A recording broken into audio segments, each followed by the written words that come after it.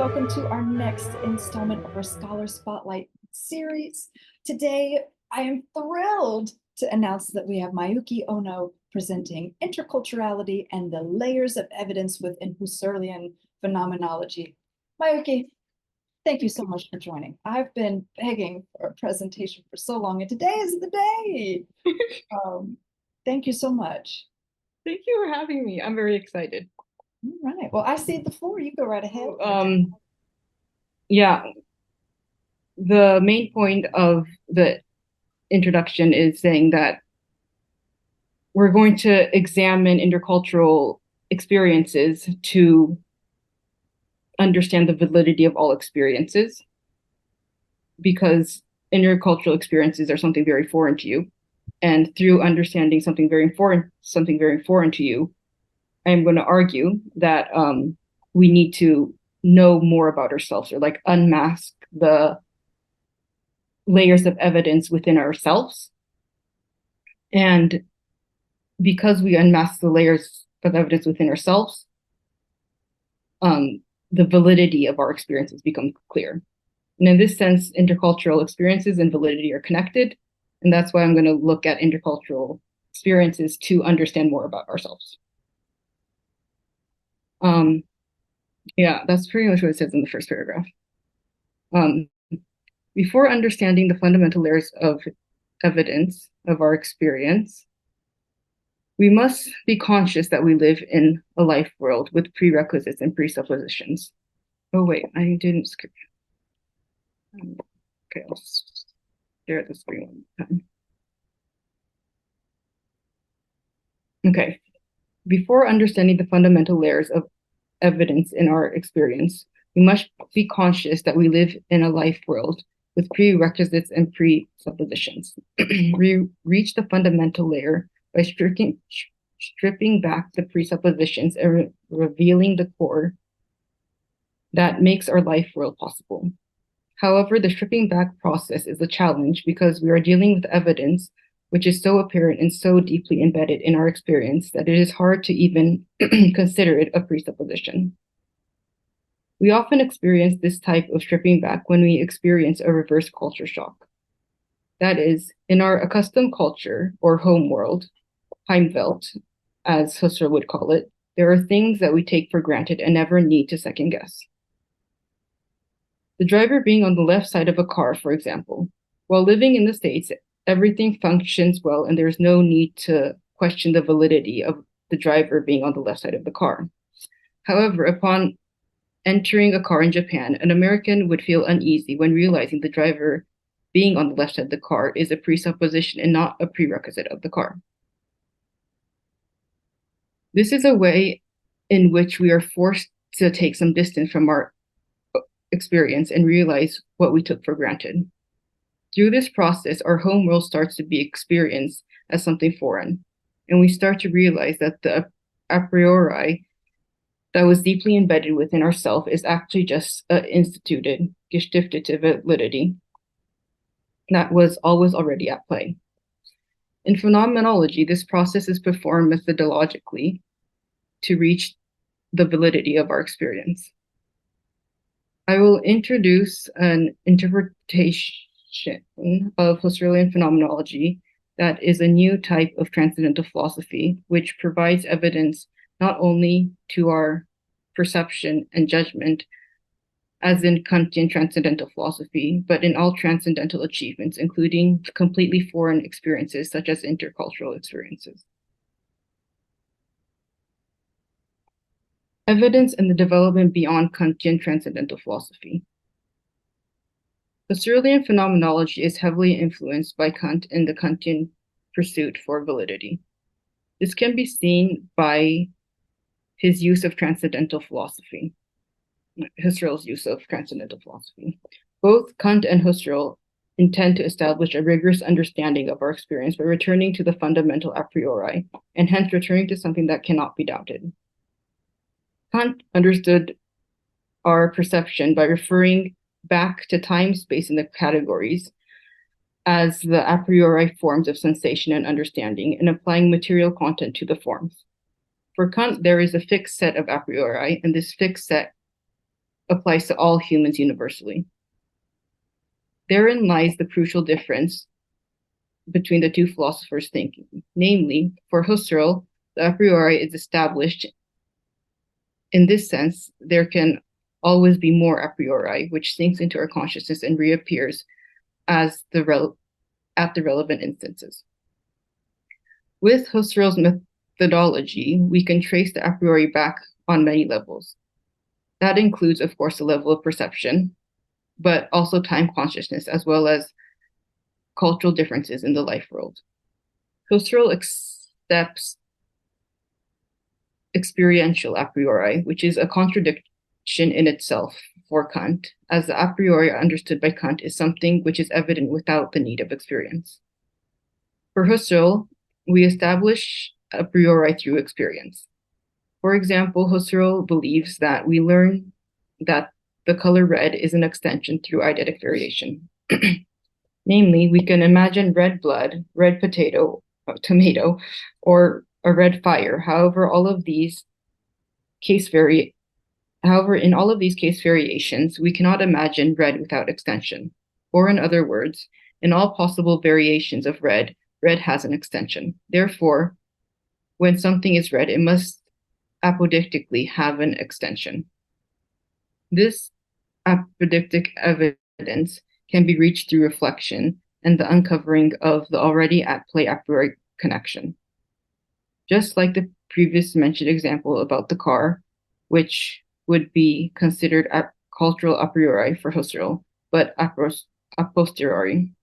So, a posteriori is the counter concept to a priori. So it's after experience for Kant. One main method Husserl often uses is transcendental reduction, which is also referred to as radical self-Bizinu, which gains its validity through apodictic evidence. Apodictic evidence is evident in the sense that it cannot be presupposed in any other way, making it the only viable option. As Husserl writes, if we cannot conceive a world without it, it is apodictically evident that it exists.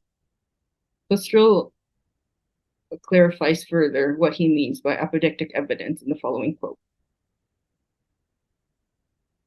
An apodictic evidence, however, is not merely certain of the affairs or affair complexes, state of affairs evident in it. Rather, it discloses itself to a critical reflection as having a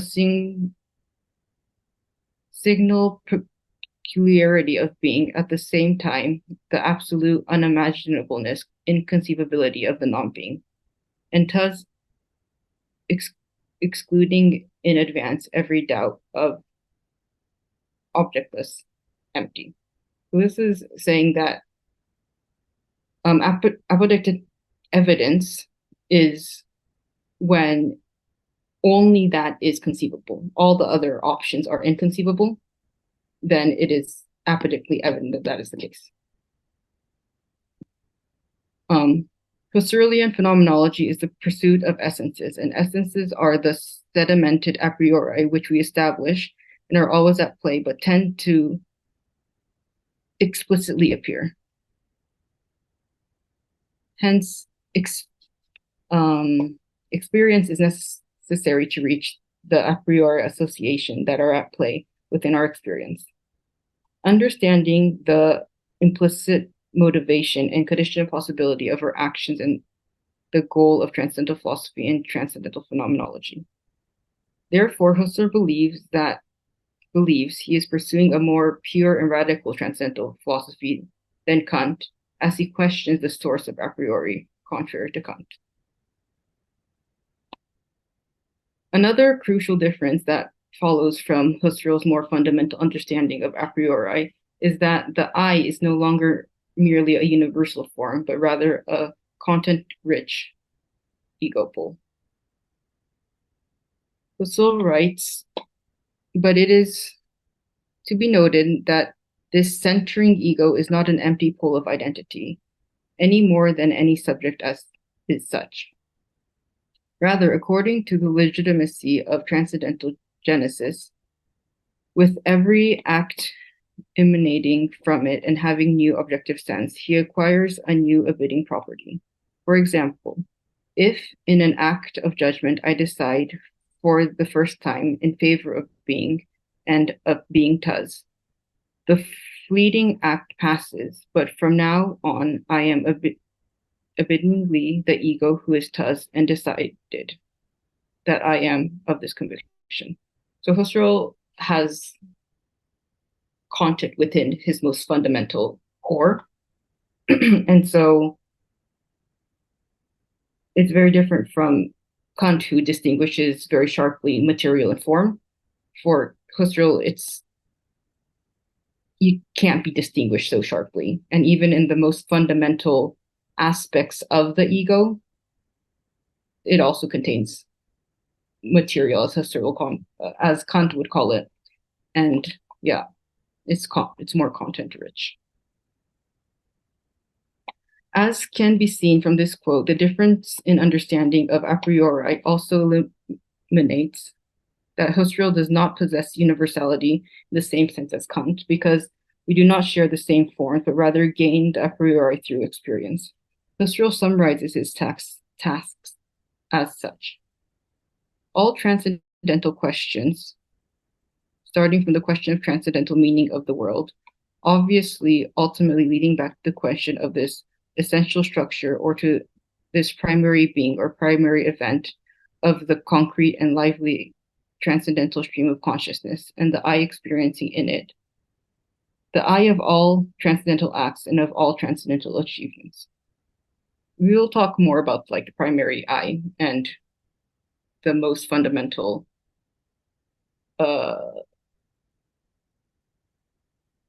transcendental source, or like, yeah, further at the last section of the presentation.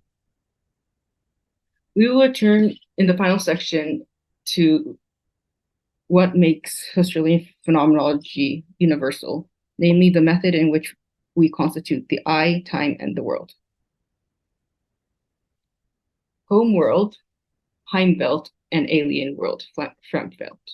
Alien world, I don't feel is the best translation, but Fremd is kind of like foreign or estranged. It's the world that you're not familiar with, I would say.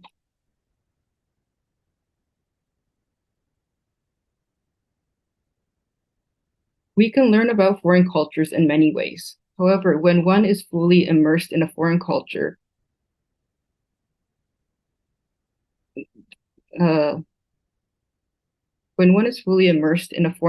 is far more than merely having the knowledge about that culture, but rather there is a need to embody the customs and habits of that culture. To fully understand a culture is fundamentally different than to just learn facts about it. We must embody that culture's way of thinking and manner of acting. However, one cannot simply accept a new way of thinking and acting because our body automatically acts in the way it is used to. The acceptance of a new culture becomes possible through the realization that one's own culture is not absolute, but rather established, gestiftet. By uncovering the primary Stiftung, this is translated sometimes as instituted or established, but yeah, there's no good translation, so I just left the German Stiftung. We gain the ability to let in a foreign culture or for the foreign culture to expand our own world horizon. Husserl states in the following that the alien world brings my home world into focus. That is, only through the alien world are we able to discover my home world. My home world, my people, the universe in its first form as a home world only comes into focus when the other home worlds, other people, all are already in the horizon. The life world in the horizon of other home worlds. My people surrounded by other people. So the foreign world is very important for Husserl, even when talking about establishing oneself. So the self or the I and the other are very interconnected and need one another to understand each other. Husserl was also interested whether it is possible for a single ego to have multiple worlds, and therein multiple ways of thinking. He introduced the thought experiment within the Life World manuscripts. That's Husserliana 39, and the thought experiment appears in Appendix 17 if you are interested. To investigate this thought further, Husserl corresponds the structure of the two worlds with the awakened self and the dreaming self. Just like when one is dreaming, one can drift into another world, and in this other world, one has new memories and a new environment and does not remember the primary world. One shifts in and out of the two worlds but cannot remember the existence nor the memories from the other world. If this ego were a mere brain in the vat, solus ipse, so an isolated self, as John Searle has suggested, there should be no problem with drifting between worlds. However, our experience is not so simple. We also have a genetic aspect, and so drifting between two worlds is not so smooth. That is, the sedimented meaning associations, such as habits and customs, would reactivate in both worlds at inappropriate moments, as deeply embedded sedimentation of the ego would necessarily remain in both worlds, even when the memories are not transferred, resulting in one acting like a nere, which is maybe translated to lunatic, maybe, who does not have control over his own body. From this, we can conclude that we do not have two worlds, the home world and the alien world, but rather we have one single united world with conflicting cultures.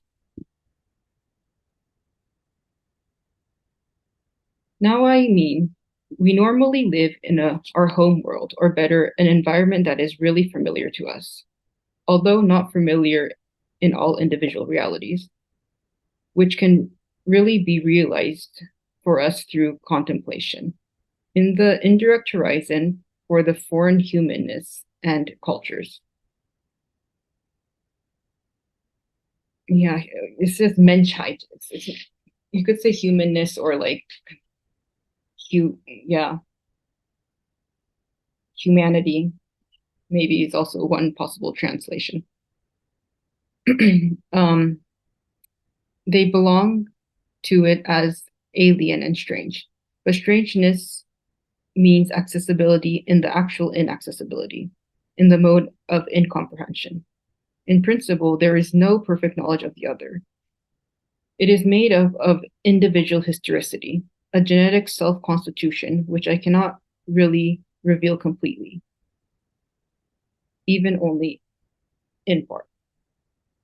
So the other is within our horizon, but it is in our horizon in an incomprehensible way, in a way that we don't have total access to.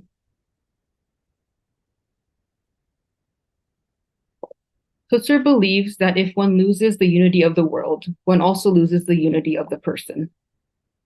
The world and the ego are necessarily connected, as the transcendentally constituted world and the transcendentally constituting ego. As can be observed from this thought experiment, for Husserl, other cultures are not an additional perspective or additional way of thinking, but rather an expansion of my one and only world, an expansion of my one and only ego. Furthermore, the alien world is the inaccessible ideal within the expansion of my home world. By expanding our home world, we gain the ability to use a variety of rationalities in different occasions. However, that does not mean that there are different worlds for each rationality, but rather there are more sedimented layers within one ego, which can be activated. In the next section, we will examine this as well as accessibility in the actual inaccessibility in more detail. The uncovering of the horizon while creating the horizon. The alien world can, at first glance, be considered the counterpart of the home world, but it functions in a completely different way from the home world, from our perspective within the home world. From the perspective of our experience, the alien world does not play a counteracting role. Our experience of the alien world could not be more different from our experience of our home world. We experience, know, and follow the norms and customs of our home world. We experience everything through the home world and its norms and manners. Even the alien world is experienced through the home world as the ideal that we strive to understand but cannot manage to grasp. Namely, the alien world is within our world horizon, but it is in our world horizon as the inaccessible part of the world horizon. Interculturality is the expansion of one's ego, not the absorption of another additional ego. We can always only experience one ego. Nonetheless, we reach a better understanding of another ego by unmasking the more fundamental aspects of my one and only ego. The people may still keep their individual histories, Sonderhistorien. So yeah, Sonda is not individual necessarily, so I put it in parentheses, but it's kind of like specific, you could also say. But I guess in this context, it's similar to individual. The Sonderhistorien and their individual traditions, Sondertraditionen, alive. But these then enter into a universal history that begins and continues with the unity that has been achieved as a history founded in histories. So yes, I feel like the history founded in histories is what I was referring to as the world horizon. And so we make up a larger horizon which has layers of different horizons and different histories within it. Our horizons brighten as we discover ourselves further. Different ways of thinking become conceivable as we come to the realization that our way of thinking is learned, therefore a presupposition and not a prerequisite. Furthermore, the more we unmask about ourselves, the easier it is to tap into other ways of thinking. But that is not because we learn other ways of thinking, but rather that we start to understand what establishes the instituting function of our habits in our home world. Through the radical Self-Besinnung, the institution of our home world comes to light.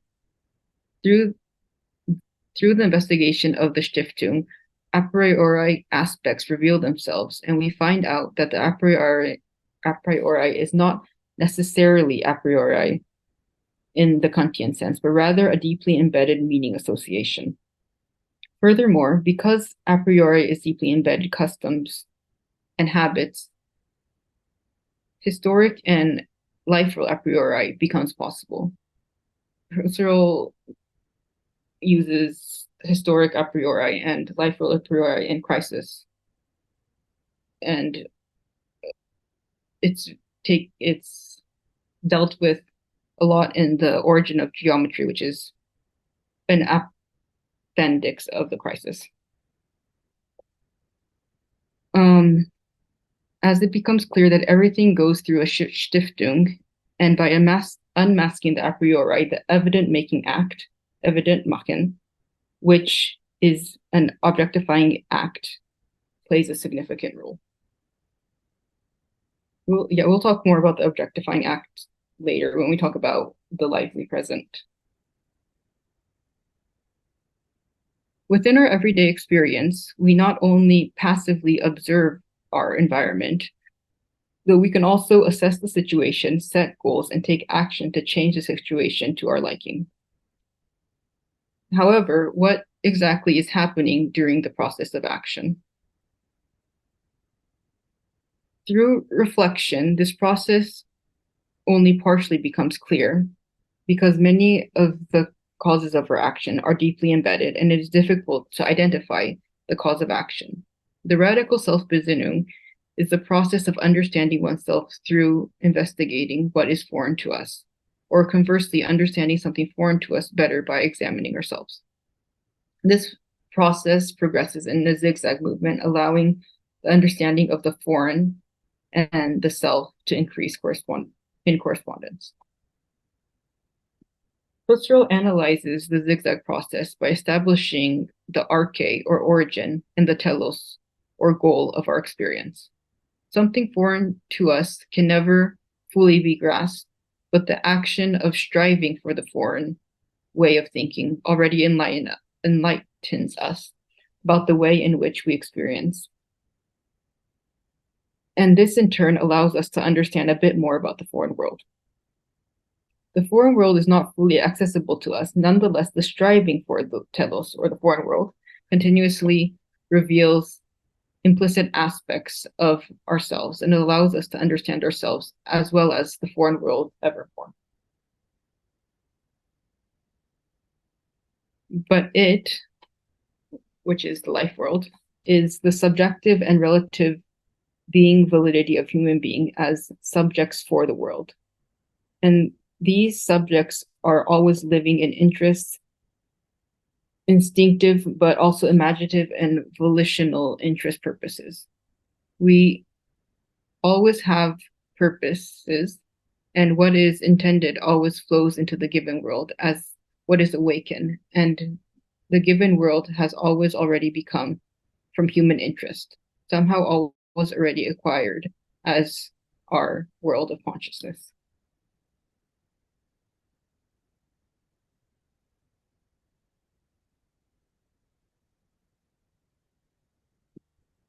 So the striving for this world of consciousness, or something that's inaccessible, is already enlightening. It's not whether we actually grasp it or not, but by trying to grasp it, we're already unmasking things about ourselves. And so this direction, this striving and having like a direction is in itself phenomenological activity, I would say. This structure of making evident through the objectifying act is further examined with regards to the primary Stiftung. Phenomenologists are trying to grasp the primary Stiftung, which is set as their final Stiftung, and so is the most fundamental, and the goal of phenomenology are one and the same.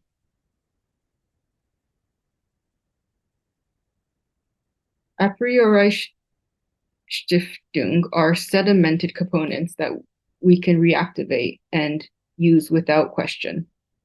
The objectifying act is the act of taking some distance by objectifying and understanding there was a primary Stiftung that took place for this meaning association to be established. Moreover, it is the act of realizing that meaning was given to it at that time of primary Stiftung, and since then, we have just been accepting this meaning without question. Yeah, it's kind of like even when we were saying the example of extension in red. Once we accept that red has extension, we don't question it anymore. And if a contrary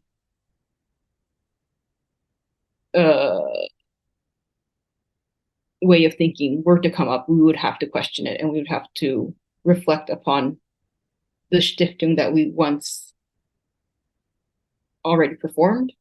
And in this way, we have to reflect upon the a priori that we already established and realize that that isn't solid, like it's not fixed, but it can always be changed. The process is possible through the radical self-Besinnung, where you radically reflect upon your experiences to reveal that what was until now unquestioned is actually not the only meaning association possible. This process will peel back the layers of evidence and get the phenomenologist closer to the primary Stiftung of the sedimented meaning. Now that the methodology and intentions are briefly outlined, let us examine the most fundamental source of the self.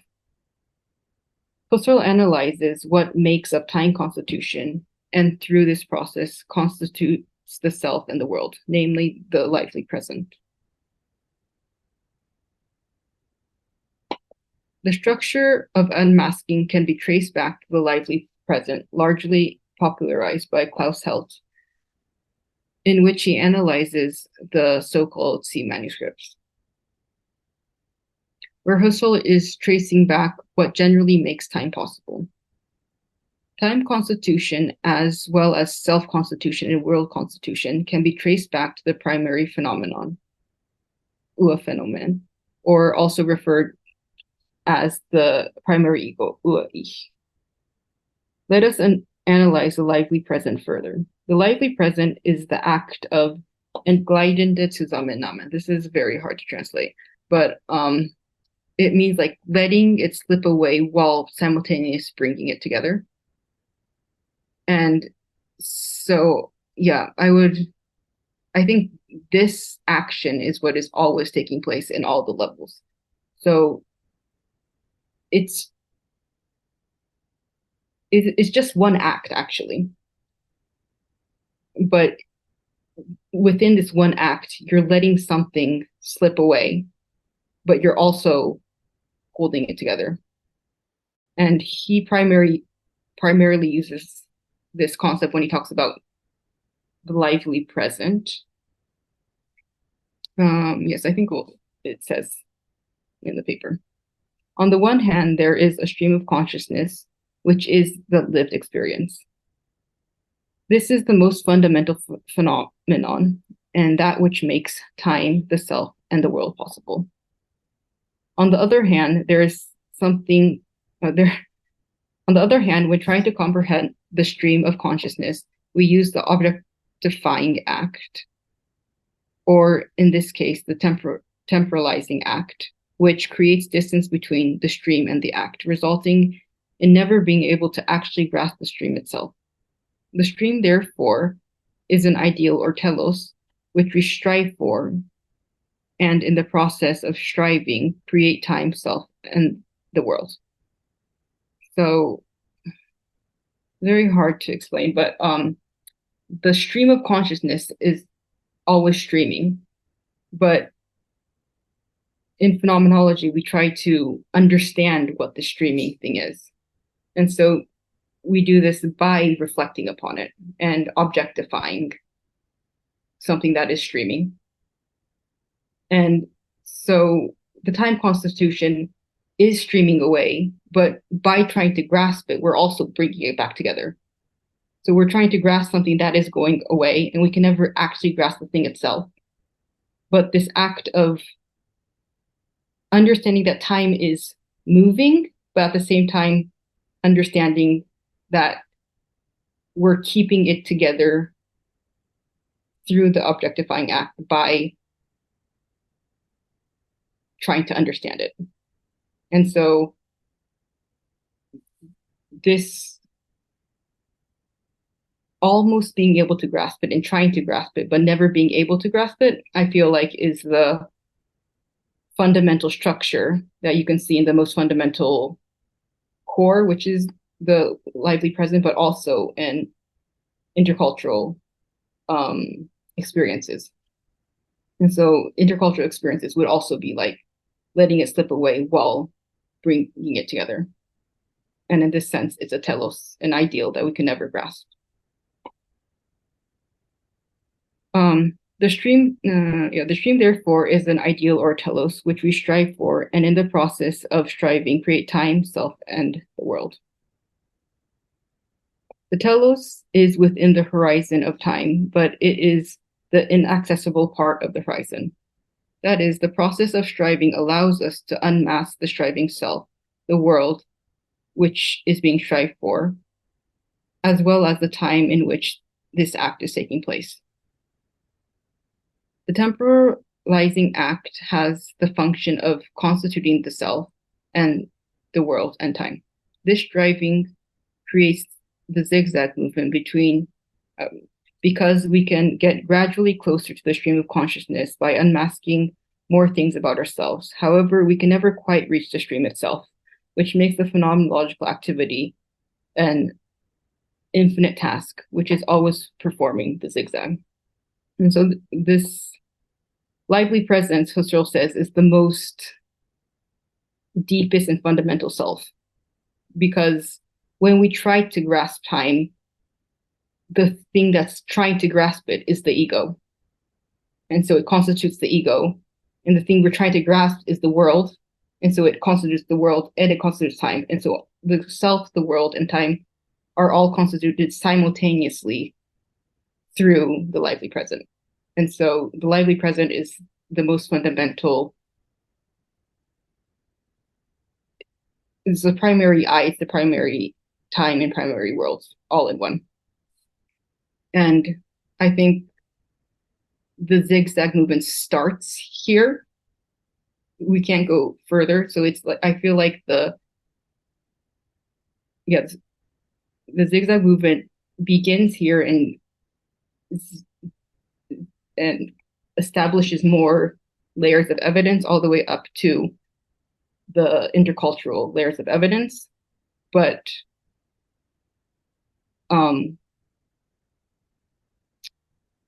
the intercultural layers of evidence are a larger swing back and forth, because the I and the other is very different compared to the stream of consciousness and the objectifying time. That's more close together. So I think the zigzag movement increasingly increases its distance. And so when we talk about intercultural phenomenology, I think the distance between the alien world and the home world is actually quite different, but it has the same structure. Conclusion.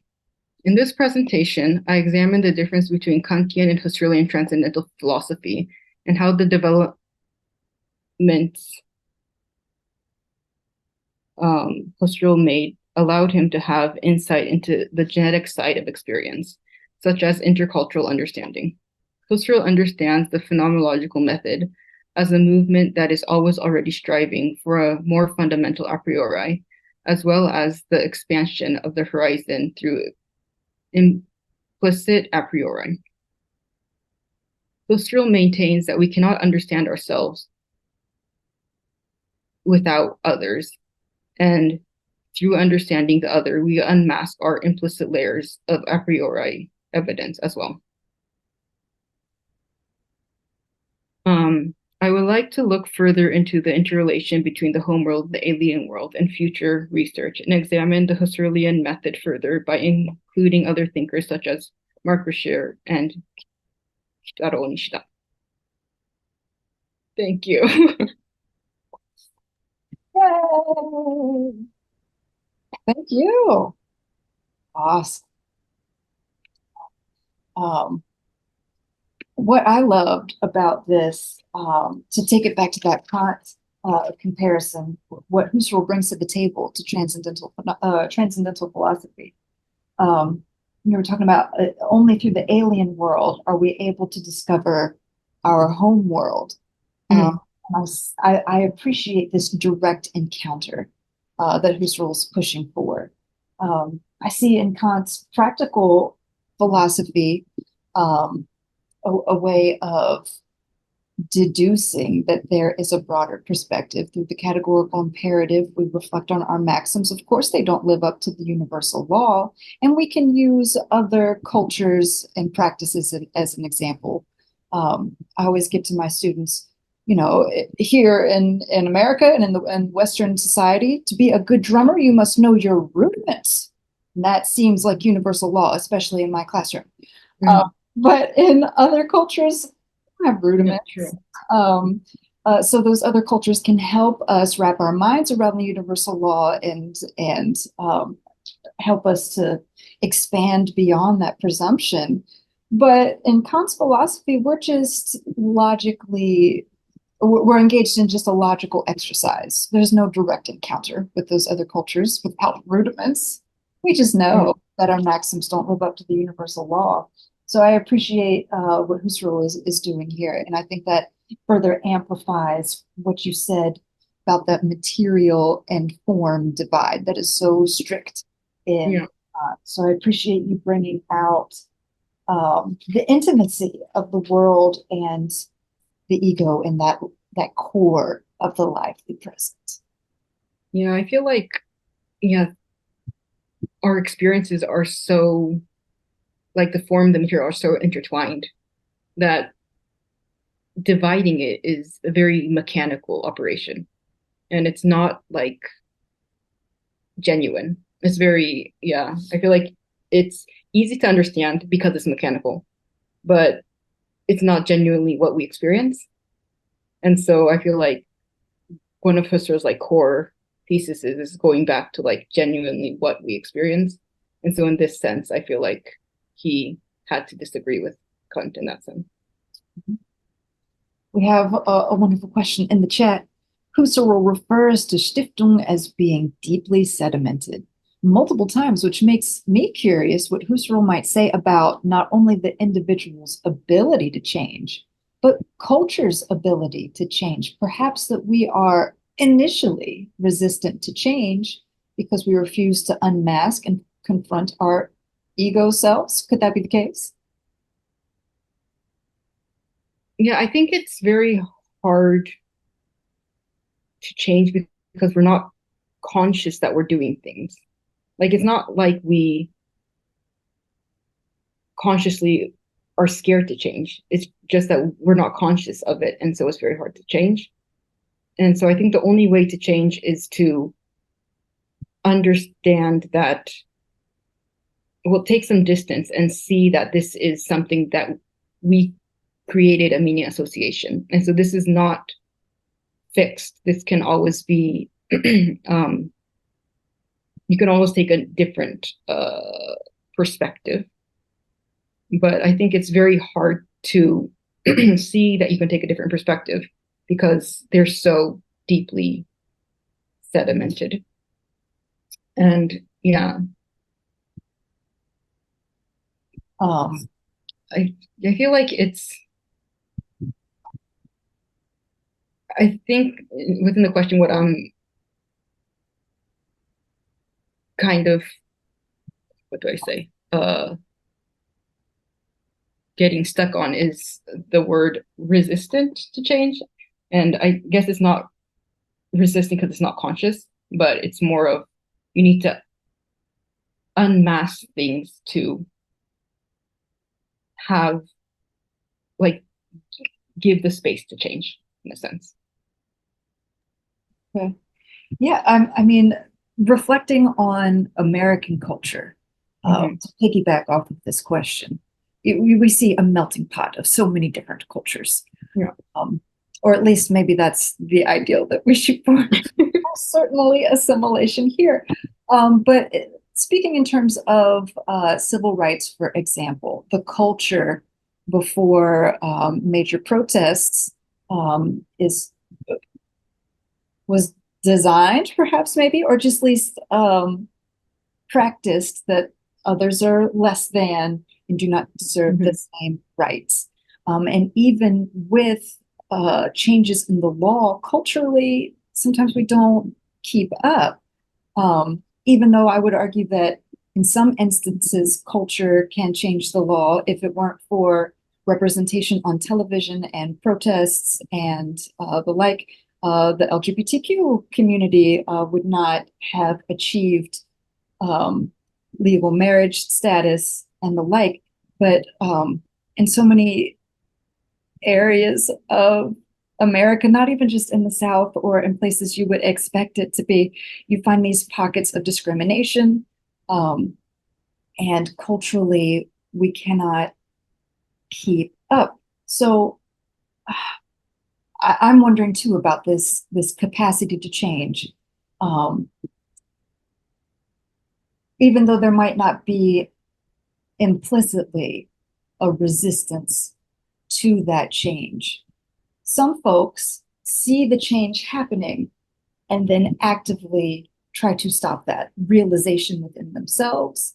And I wonder if uh, this encounter with an alien world or with a foreign culture, or maybe even a subculture within a greater culture, if Mhm. what is revealed within that self uh, through that encounter does not create resistance, um, or at least an unwillingness to accept a certain ugliness within yourself, or if we're going to look at prejudice from a non-judgmental perspective, if that just doesn't reveal something that you don't like about yourself and might create resistance. I definitely think like revolutions and things does make people think critically. And a lot of people that didn't realize that a revolution was possible start to think that maybe this is something I don't need to accept. And maybe this is something I can uh, change my thinking about. And so, in that sense, I feel like a revolution is something foreign. So, it's a new way of thinking. And by introducing a new way of thinking, I think we realize that our current way of thinking is not the absolute way of thinking.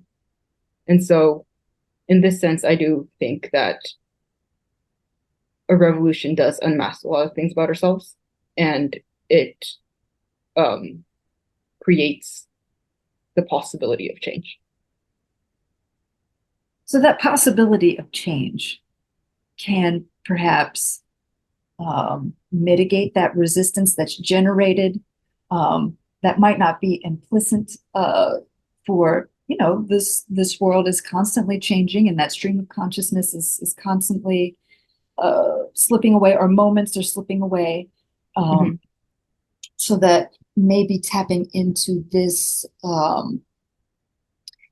arena of the constitution of meaning and value and experiential evidence itself, maybe we can overcome that self-imposed restriction, um, and potentially lead to more efficient change. Yeah, I think, yeah, I mean, the change we're talking about here is like within our understanding, or it's within how we think about the world. And so I think when, for example, a revolution occurs, we realize that there is another way of thinking.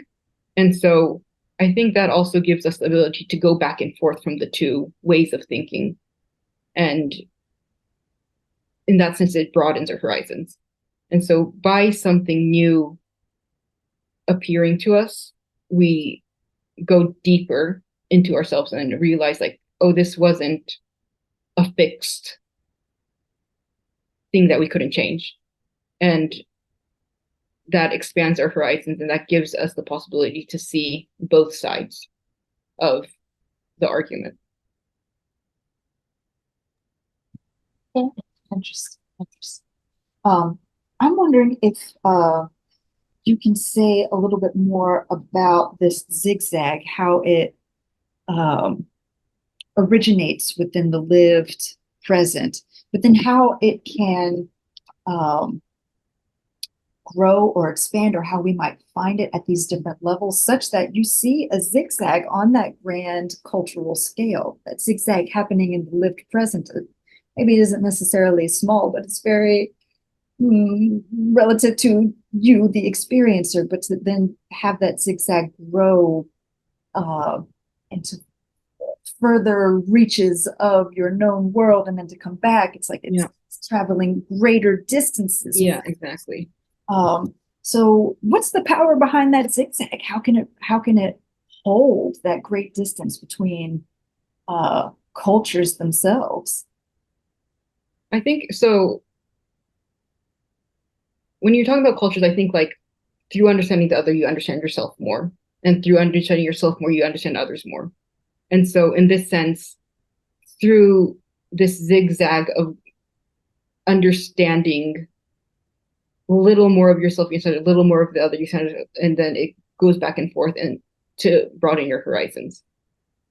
And I think this zigzag originates from the lively present because there's the stream of consciousness, which we can't quite grasp, and then there's the objectifying act towards that stream of consciousness. And we are trying to grasp this thing that keeps slipping away. And this attempt to grasp it tells us a little more about the stream of consciousness. And knowing a little more about the stream of consciousness tells us more about the act in which we objectify the stream of consciousness.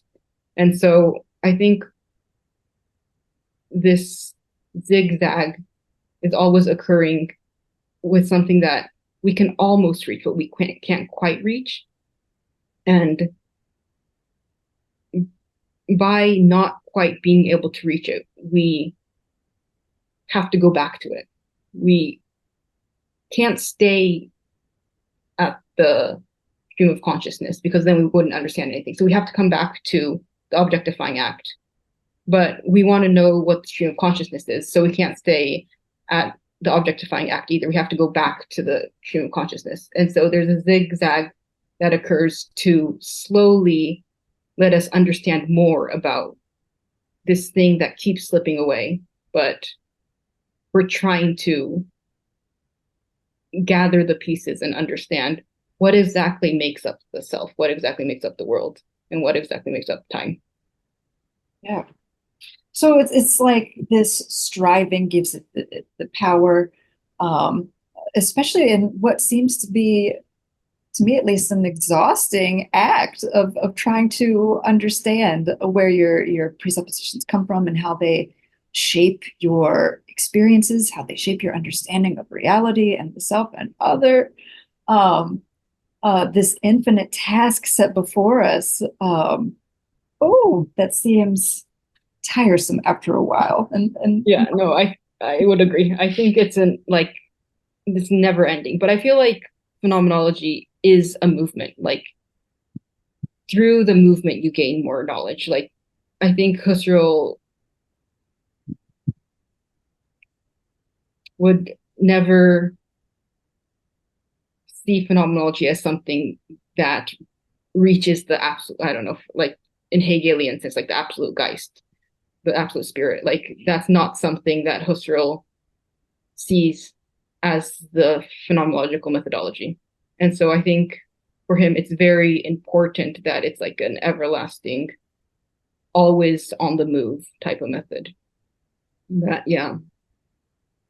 do you think that his notion of renewal can sort of help that striving along? That there's a certain excitement when you see things with fresh eyes, that sort of reinvigorates you, naturally, to continue striving, even if you're exhausted. Yeah, I mean, definitely. I feel like renewal, he also talks about like the European sciences and after World War II, like what science is and what kind of meaning it has for us. And I think that was a radical shift in how we see science, or it doesn't always bring us happiness, I guess, science. It also brings a lot of death and violence. And so I think this type of like radical shift is opens a lot of eyes and makes it possible to see science in a new sense, which was seen in such a positive light before like the early 20th century. Yeah, yeah. Um, it seems to me, at least, Ritual offers a little bit more, or opportunities for respite and rejuvenation than Kant and um, his infinite task that is performing the categorical imperative. Yeah, I mean, Kant, yeah, never left his little town. So I feel like he wasn't that interested in other cultures or other ways of thinking, but he was very much looking for a universal within himself and didn't go outside that much. Like he didn't like, yeah, he didn't look for answers outside. He looked for answers within himself, which is, I think, the difference. And that's why the zigzag movement is so important, I would say. Yeah. Oh, I love it. I love it. Um, I have a question. Um, because it would seem like we might find ourselves in a bit of a pickle with understanding that zigzag motion, but we must objectify it as well to understand it. Yeah. Way take ourselves out of it to see it. Um, how do we see that zigzag in action? If the zigzag is sort of a necessary fuel or motion or direction um, to help us uncover anything whatsoever. So if it's our uh, way of comprehending anything to see the originary acts and then the objectify what is objectified and to go back and forth between those two. How do we within the lively present behold the zigzag happening? It's sort of behind the scenes in the first place. So the lively present is not yet a phenomenon, Husserl says. So it's what makes a phenomenon possible. It's like the ingredients for a phenomenon, but is not quite a phenomenon. And so there's no self yet, there's no world yet, there's no time yet. And the direction to understand the stream of consciousness is what creates the self, the time, and the world. And so I think it's not, you can't understand the zigzag at the time of the lively present. I think you have to establish yourself or and even live in the life world, interact with others. And once you have established yourself and all the layers above it, can you finally start going backwards and going back to the fundamental source, which is the lively presence. But you can't see lively presence when you're establishing the self. You have to first establish the self and retroactively discover it or unmask it. And so I think it's a very retroactive process that you have to take.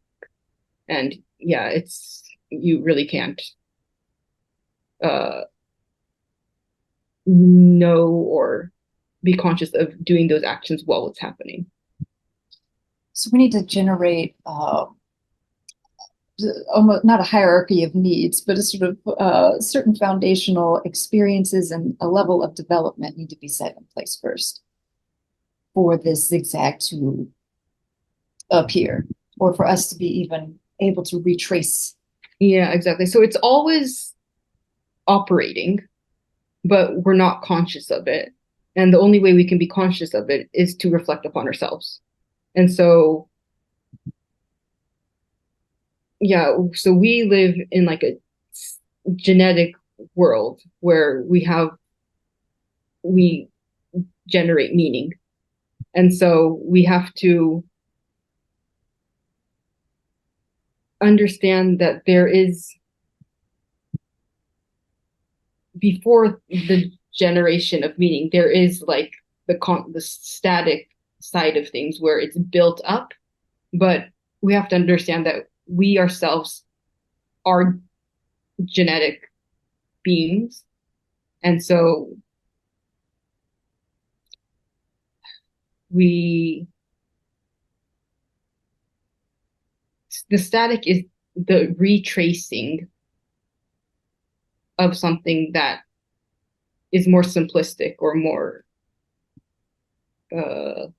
the more fundamental, but it's from, so I guess like Kant would say like there's like the, what's it called, the it's like logically proceeding or timely proceeding. So like we when we become conscious, we experience a genetic side of ourselves before we experience the lively presence. But logically speaking, the lively present had to have come first before the genetic conscious being is even possible. And so what we experience first is being conscious of so many things, and our unconsciousness also controlling so many of our actions before we even know it.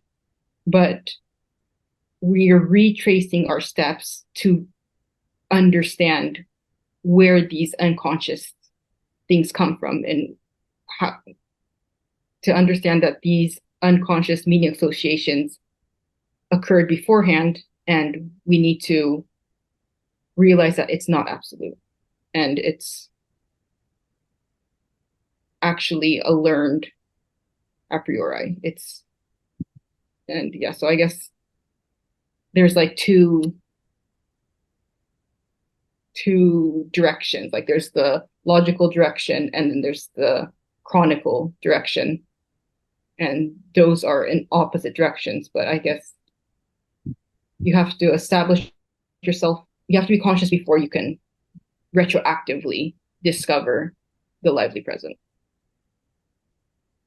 Husserl speaks of transcendental clues Mm-hmm. that implore us to unmask and further unmask and dig into the sedimented Yeah. history. Could we think of this zigzag as leaving transcendental clues like little breadcrumbs? First we're here, then we go over here, then we're back over here, and we see this pattern or footprints perhaps that it is left that could, even if we don't see the zigzag at play while we are thrown into the world and just acting without reflection, that when we reflect, we can not necessarily just merely infer about its existence, but we can see the steps that it took, and we gain enough evidence after a while of exploring these footsteps or breadcrumbs or what have you, traces. We can come to know its essence. Yeah, I definitely think that's yeah how it goes. I feel like we're literally tracing the breadcrumbs that were left and using the apodictic evidence and saying we can't conceive the world in any other way, so this is how it must be. And so that's, I feel like, Husserl's methodology to understand like the fundamental is saying like I'm going to try to think of many possible ways that this could be, and this is the only conceivable way for me currently, and so I think this is how it was. But the more information you gain, the more things become conceivable to you. And so you can go more to a more fundamental level by gaining more conceivable, by broadening your horizon and conceiving and gaining more conceivable possible worlds or possible scenarios. And so I think there you are tracing the breadcrumbs, but by broadening your horizons, you're also discovering more breadcrumbs, you would say. Yeah. Breadcrumbs beget breadcrumbs.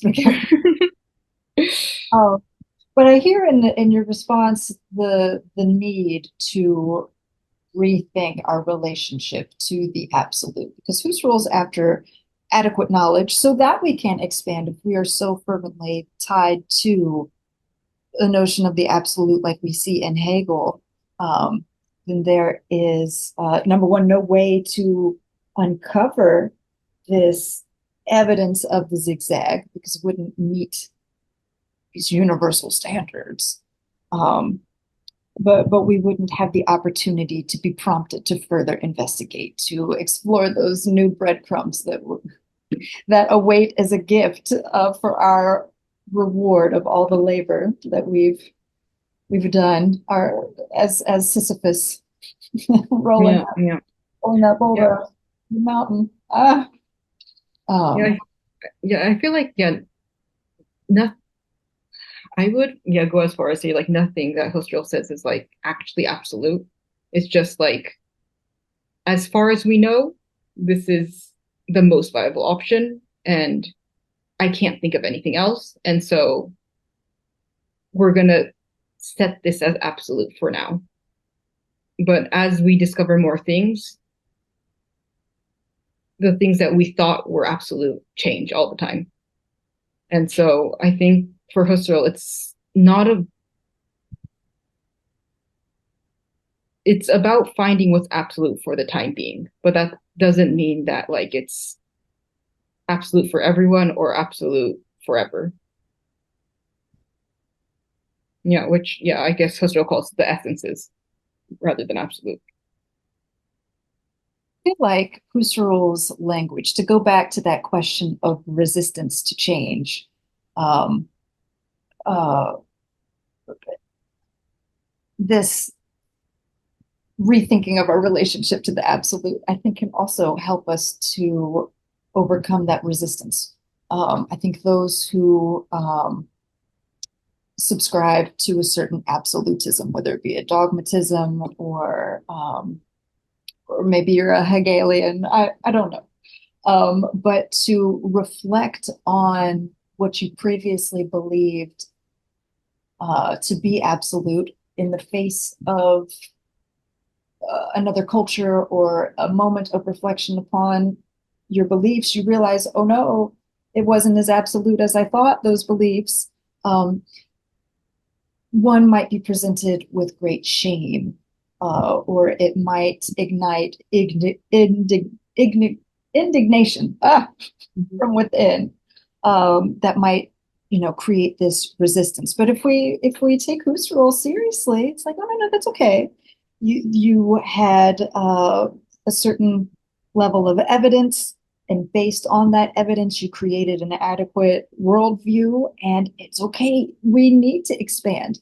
It wasn't that you were absolutely wrong in your set of beliefs, but now we have a better perspective available. So let's just move forward. And I see in Husserl an opportunity to let go of shame, of being wrong, embracing the true scientific spirit of of investigating ad infinitum. I think with that spirit, maybe we can uh, not necessarily save folks from themselves, but offer folks, as you said earlier, that sort of space for change to occur when we're not so dependent upon this notion of the absolute. Yeah, I feel like Husserl really emphasizes like the neutral state. Like I feel like other philosophers, I don't know, like Heidegger, for example, he really like emphasizes like anxiety or boredom or like these very, you would say, fundamental attitudes. Grundstimmung, I don't know. Um, fundamental attitudes, and through these fundamental attitudes, we discover things about ourselves. I think Heidegger would say, but for Husserl, I feel like he's saying like even if we're in a neutral state, we can discover things, and we don't need to necessarily like step into these attitudes to understand things. We can methodologically understand things, and in this sense, we can understand more things because it's a neutral state. It's not a very specific state you have to be in. And so I think because Husserl tries to make something that's not like radical in any direction, it's applicable to many states. And so I think there, yeah, I mean, I guess your question was more about like taking shame away from people, but I feel like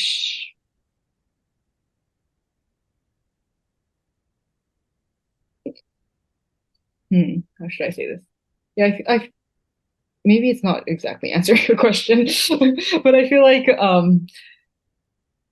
for Husserl, it's really not about like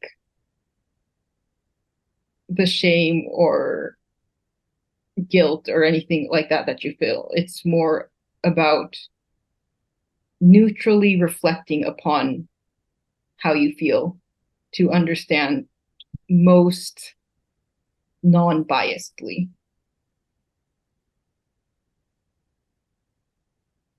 I think personally, I have so many issues with disinterestedness. However, I think you're right in that it offers folks an opportunity to navigate through the potentially momentous moments of self-reflection that interculturality and those type of experiences of culture shock. Um, they sort of, as you said, you know, bring these presumptions and prejudices, prerequisites to the surface. We don't have to work to do it.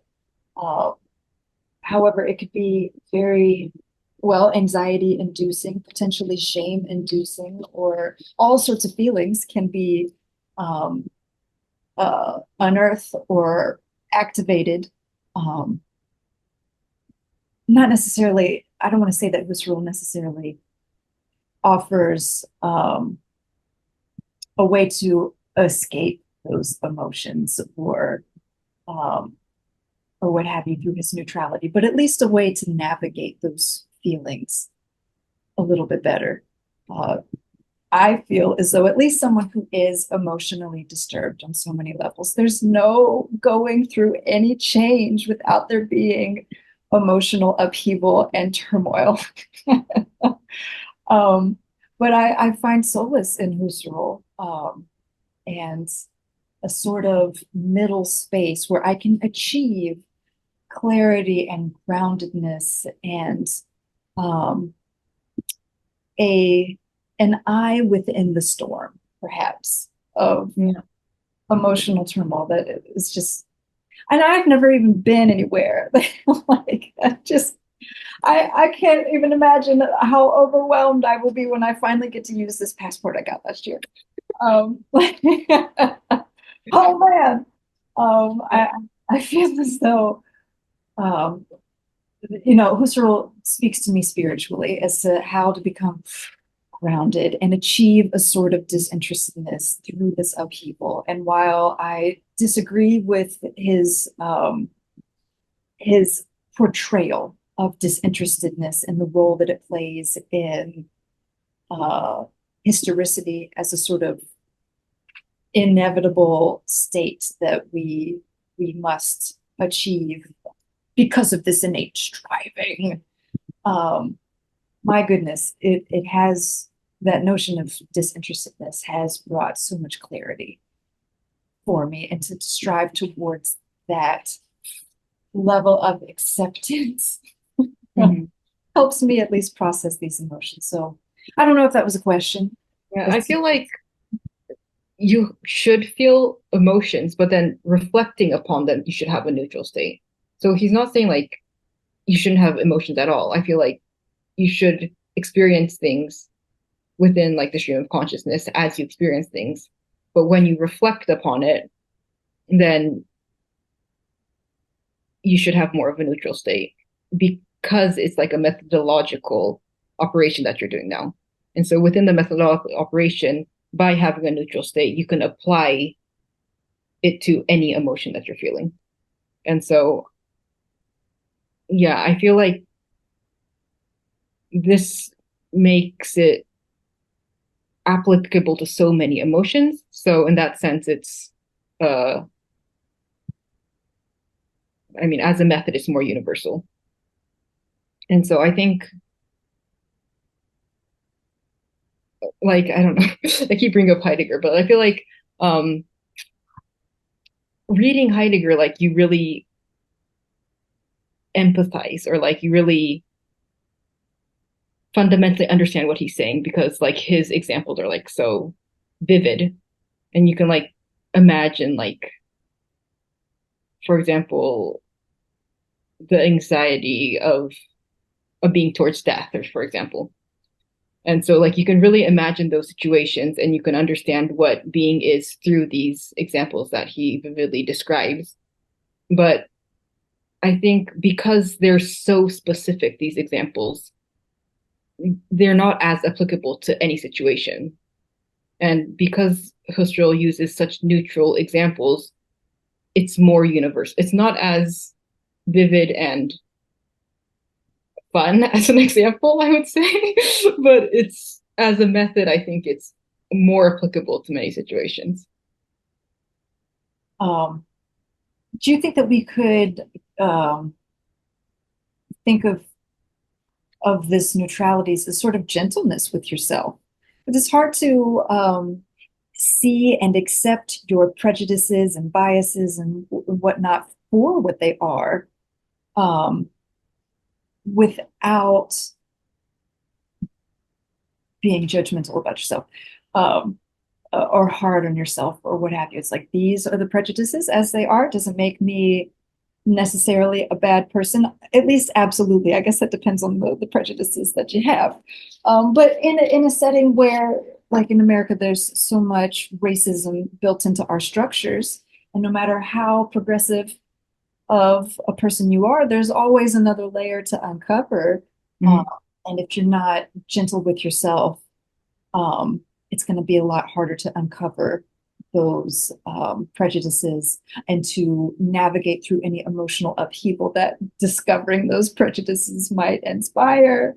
So, um, could we maybe think of that disinterestedness, um, neutrality as a gentleness? I feel like you have to accept, you have to, yeah, have the ability to accept that those are your prejudices. And so if you have a strong opinion, like, for example, I don't know, you have a very strong morality to think that you're not racist. And you're like, I cannot accept myself being racist. And so, like, even if you were to unmask some racist part of yourself, you're like, that can't be true. I don't accept that. If you, I think it's harder to unmask if you have like such a strong opinion and you're not neutral. And by being neutral, I think you can go deeper and you can unmask more things. You can uncover more things and realize more things about yourself. And yeah, I don't know if it's about gentleness, but I feel like you have to allow things to appear, like things about yourself that are implicitly at play. You can't have a judgment about it. You have to give them the space to reveal themselves as they are, and then you can broaden your horizons. But unless you are willing to accept yourself as it is, then your prejudgments will always be the same and you can't really broaden your horizons. Um, so if not a gentleness, maybe relinquishing of control, dealing with your control issues. I think it's very hard to unmask things about yourself because you do have a very strong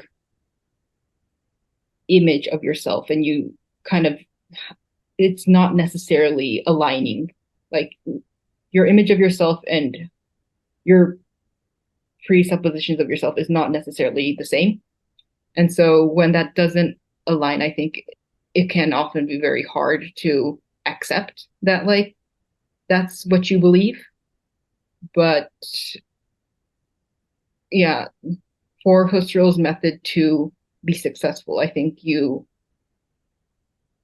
have to allow these implicit meaning associations to appear. And you have to realize that these are like breadcrumbs, as you were saying, and not look over them, but realize that this is a meaning association that you have previously created. Yeah, I love it. I love it. Um, you know, I could go on and on and on about Husserl, and I'm so proud of myself. I refrained from going down the path of primary and secondary retention. We'll save that for another time. Um, any other questions, comments, revelations? Oh yes, thank you so much, Miyuki. This was great. Thank you. Thank you so much. Yes. It was very fun for me too. Good, good, good, good. Now you mentioned that this research, you're going to take it further and you're adding other thinkers to the mix. When will there be another Miyuki presentation? Uh, when will you have me? I don't know. Welcome anytime. We are big fans of Miyuki Ono over here at the Lawn Chair Philosophy Foundation. Yeah, I will be happy to do it again. It's very helpful.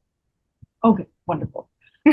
Well, thank you. I'm glad that it was helpful for you because this is a wonderful opportunity to share academic philosophy with the public. So I'm glad that you're able to get something out of this as well. Yeah, thank you so much. Thank you guys so much. And for the good questions, thank you so much. I'll go ahead and stop recording and we can continue our conversation.